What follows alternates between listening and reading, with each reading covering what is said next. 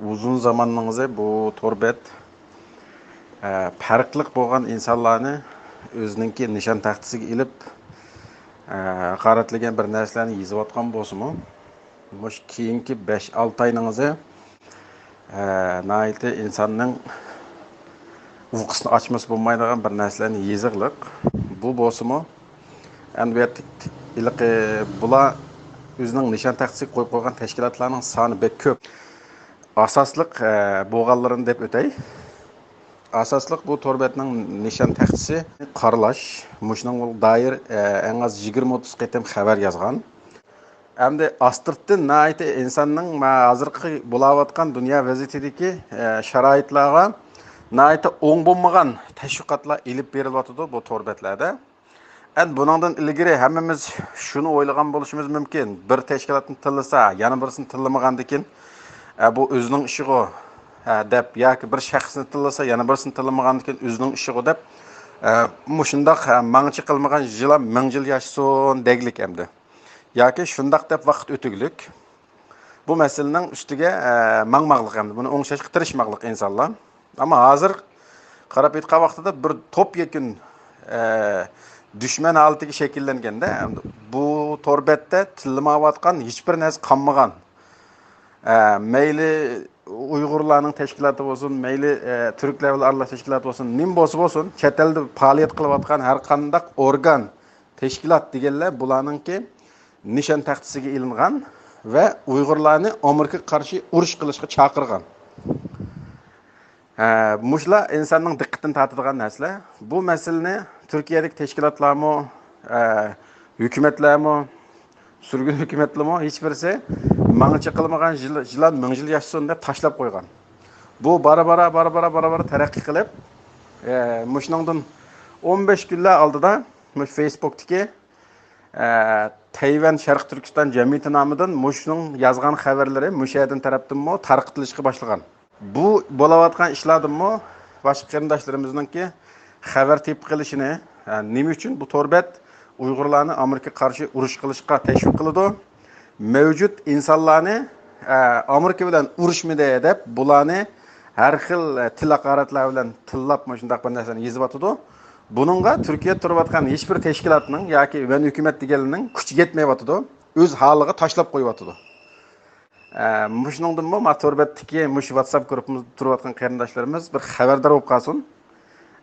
Bilganni deb qo'yish bizning majburiyatimiz.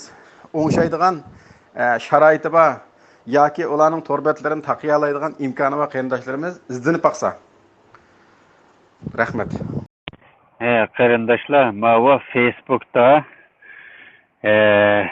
shaxs, tashkilot, partiyalarga, hukumatlarga tehdit solgan, yolg'onni to'qib chiqaradigan shunday ishlar yuz berganda, shu shaxs Facebook'a chiqargan şu narsa agar yolg'on bo'lsa, bo'xton bo'lsa, uni qanday qilamiz degan masalada men ozroq tushuntirib o'tay. Evvel şu yolg'on narsa yoki tahdid narsani hujjat bo'lamdi, video bo'lamdi. Şu narsa bayani ochimizda. Masalan, rasmdagidek şu odamning ismini bassak chiqaradi. Şu hujjatning o'zini topamiz. Topgandan keyin hujjatning ustida 3 tal chekit bor. Rasmda bir deb turgan 3 tal chekitni bassak, u yoqda bir kichik ekran chiqadi. Chiqsa, o'zimiz qaysi tilni ishlatayotgan bo'lsak, shu tilda chiqadi u.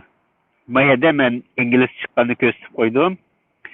Shuni tanlaymiz. Ikkinchi deb yozib turgan narsa bor.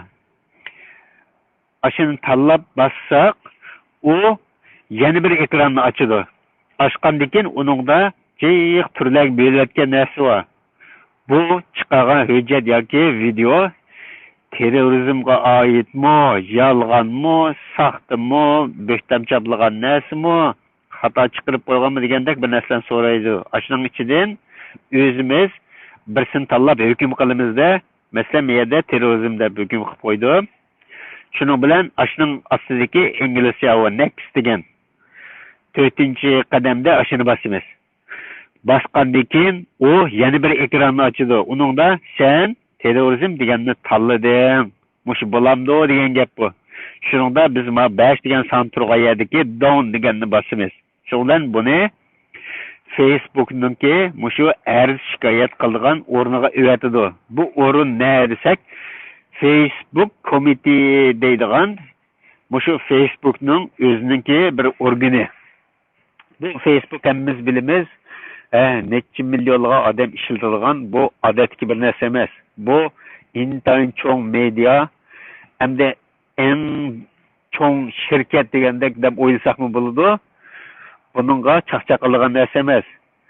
Biz arz shikoyat qilganda bayon bosqichlarni qismli bo'ldi ekan deb o'ylab qolmaylik. Cho'qim to'g'ri bo'lish kerak, isbot bo'lish kerak. Agar meniki tunishimni, do'stimni, og'aynimni ya men qo'llaydigan liderni bundaq debla o'zimiz shaxsiy bir narsaga aylantirib buni arz qilsak, bu Facebook komitetining odamlari u avtomatik tekshirmaydi uni, odam tekshirdi. Bu agar xato bo'lib qolsa, aksicha arz qilgan odamning o'zining akkauntini to'xtatib o'tishi, o'chirib o'tishi mumkin. Endi bu Facebook komiteti degan bu narsa nima desak, butun dunyoda 40 o'rin bor. Bu shu 40 o'rinda har xil tillarda, har xil davlatlarniki mushu Facebook'da chiqqan narsalarni tekshiradigan o'rinlari, mushu odamlar ashada ishlaydi. O'sha odamlar 24 soatning ichida kelgan shikoyatni bartaraf qiladi. Agar xato qilib qo'ysak, o'zimizning akkauntı yo'q bo'ldi degan gap. Shuning uchun haqiqiy xalqqa yoki millatga ziyon bo'layotgan rostli bu noto'g'ri bir narsa deb hukm qilganda buni ishlasak bo'ladi.